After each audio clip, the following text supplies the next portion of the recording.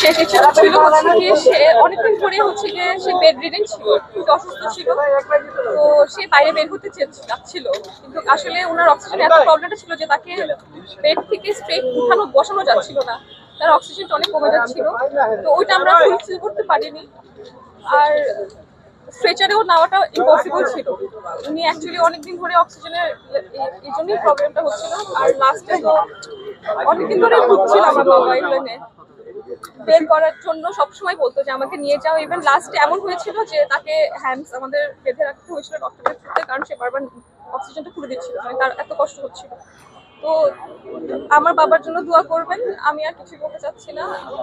মানে আপনারা যা দেখেছেন সবকিছু দেখে। ভাইয়া একটু যদি বলতেন যে উনার কোনো ইচ্ছে ছিল কিনা যে দেশের জন্য বা কোনো একটা কোনো লাস্ট কোনো শেষ ইচ্ছা আপনাদের কাছে করেছিল কিনা? দেশের জন্য মঙ্গল কামনা করেছে, সবার কাছে দোয়া চেয়েছে, দেশের জন্য অনেক কিছু করেছেন। সে দেশের জন্য মঙ্গল কামনা করেছে। আমি চাই সবার দেশবাসীর কাছে বলছি আমার বাবার জন্য।